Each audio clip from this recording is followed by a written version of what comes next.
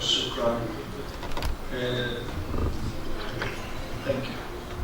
Thank you. Mine this evening is to share our own struggle for liberation as South Africa compared to the challenges and the struggle for liberation that the Palestinians are undergoing. In his publication, Edward Said, Post-Colonialism and Palestinians Contested Space, Professor Tariq Hamidi writes, and I quote, "The contestation of space in Palestine is first and foremost geographical and political, but it is also ideological and theoretical. And this has been played out in full force and a variety in the literature and everyday life of Palestinians," close quote. It is this reality of everyday life that we both have experienced and continue to experience. No political discussion about the parallels between our struggle can escape this harsh reality. In the case of Palestine, the continued occupation and belligerent expansion of illegal settlements, the plight of 6 million refugees in Palestinian diaspora, the thousands of political prisoners languishing in apartheid Israeli jails, including women and children, the imperialist attempt to annex the eternal capital Al-Quds, and the daily humiliation and indignity meted out against the Palestinians at border crossing checkpoints. On November 30th, 1973, the United Nations General Assembly opened for signature and ratification the International Convention on the Suppression and Punishment of the Crime of Apartheid. It identified the crime of apartheid as inhumane acts committed for the purpose of establishing and maintaining domination by one racial group of persons over the other racial group of persons and systematically oppressing them. The crime of apartheid is defined by 2002 Rome Statute in the International Criminal Court as inhumane acts of a character similar to other crimes against humanity, committed in the context of an institutionalized regime of systematic oppression and domination by one racial group over the other racial group or groups, and committed with the intention of maintaining that regime. By this definition, ladies and gentlemen, Israeli regime is an apartheid state, and the argument may well be made for classification of an even harsher nature commensurate with the nature of the crime. One only has to view the shrinking map of the Palestinians of Palestine to understand what I mean. Only last week we read of more than 4,000 new approvals of settler developments in East Jerusalem. How many such applications have been approved for Palestinian applications? I can assure you no price are offered for guessing that answer. Israel is an uber-apartheid state, totally eradicating every ownership of land by the Palestinians. I first visited occupied Palestine in November of 2017. My first impression was that what I saw and observed was worse than anything I had personally experienced under apartheid South Africa. I was not alone in making such an observation. Before my visit, great leaders of the anti-apartheid struggle like Ahmed Kathrada, Desmond Tutu, and the former Minister of Defense, as well as Minister of Intelligence, Comrade Ronnie Castritz, had expressed the same sentiments. Countless delegations of our trade union movements, NGOs, religious leaders had likewise visited and came to the same conclusion. Israel is an apartheid state. Israeli apartheid is worse but parallels are indeed plenty. In a recent article in the independent newspaper, Azad Isa of Al Jazeera writes, Israel has some 50 laws of discriminate against Palestinians, Muslims, and Christians. It defines itself as a Jewish people's state, but boasts of being a democracy.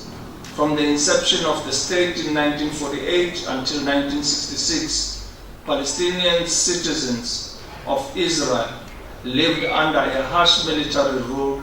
They were treated as enemies of the state, had curfews, and were not allowed to leave their hometowns. Today, Palestinians discriminated against in terms of education, healthcare, and legal services. For instance, since 1948, about 600 new towns for Jews have been built, while not a single new Palestinian town has been recognized or developed. This is very similar to what we experienced in South Africa. Palestinians are refused building permits.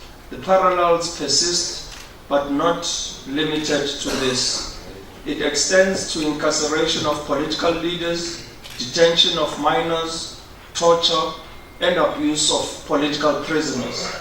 The lack of basic political freedoms, constraints of freedom of movement, and the ever-pressing shadow of the state secret service Mossad prying into everyday aspects of the personal and political life of activists, much like the apartheid old state of South Africa. Like apartheid South Africa, the old left no stone unturned to destabilize the frontline state. The apartheid Israeli regime fingerprints are on virtually every effort to destabilize the Middle East region. We believe too that like apartheid South Africa, apartheid Israel has its date with destiny that will finally end all parallels. Prior to his arrest in 1962, my grandfather Nelson Mandela undertook a trip to almost 16 African states, including Egypt, Ethiopia, and Algeria, where he received his military training. But more importantly, he was here to mobilize for the support of our struggle for liberation. During this trip, he flew twice to the United Kingdom to meet with cadres in exile. I therefore want to urge Palestinians living in exile to follow in Madiba's example and be ambassadors for the Palestinian struggle wherever you find yourself. One of the greatest pillars of our struggle for liberation was the fact that South African cadres in exile mobilized extensively under difficult circumstances. Comrade Dulcie September was assassinated on the streets of Paris. Others were maimed and injured. However, nothing could deter the global anti-apartheid movement from growing in strength and tightening the noose around the neck of the apartheid regime and isolating it in the international community. We must use every opportunity to make the Palestinian struggle visible and intensify our protest campaign against apartheid Israel. The work of BDS must be applauded in this respect in setting us on the right trajectory. My grandfather, when speaking to the apartheid regime, he put three conditions for a peaceful transition to democracy. He stated that the negotiation process had to embody within it to unban all political parties, release all prisoners, and guarantee the right of return of all living in exile. We must not make life comfortable for apartheid Israel, the regime, as long as it continues perpetuating apartheid in its worst form. We must draw on the parallels of South African experience, where harbour workers in the UK refused to offload an apartheid South African produce. We must boycott every product coming out of apartheid Israel, whether it is fresh produce, or in arms, we must rally the world for a complete arms embargo against apartheid Israeli state. My deliberation on the parallels between our struggles would be incomplete if I never made an appeal for unity. We owe a huge debt of gratitude to ordinary women and men all over the world, and especially activists in the global anti-apartheid movement who unrelentingly efforts contributed immensely to the isolation of the apartheid regime in South Africa. If indeed it was possible, my grandfather and the leaders in South Africa would have thanked them individually or collectively. So to all of you present here and those that are not present, whatever your contribution may have been, we profusely thank you and shall remain eternally indebted to you. Unity was also evident across political formations in South Africa in the way the internal forces were mobilized in the mass democratic movement and the emergence of the United Democratic Front that brought together all religions and faith formations, workers, business, students, academics, and from every conceivable realm of society.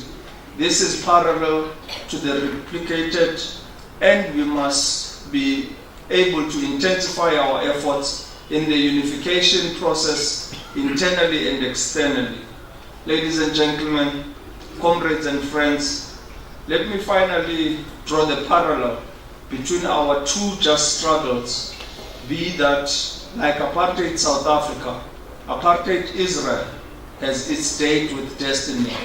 We must lobby the SADC region, Africa, our allies in the non-alliance movement, and the larger global community to support the boycott and isolation of apartheid Israel until justice, peace, and human rights prevail. Madiba reminded us that peace, prosperity, and security are possible only if they are enjoyed by all without discrimination. Long live the spirit of Comrade Yasser Arafat, long live. And long live the spirit of President Mandela, long live. I thank you.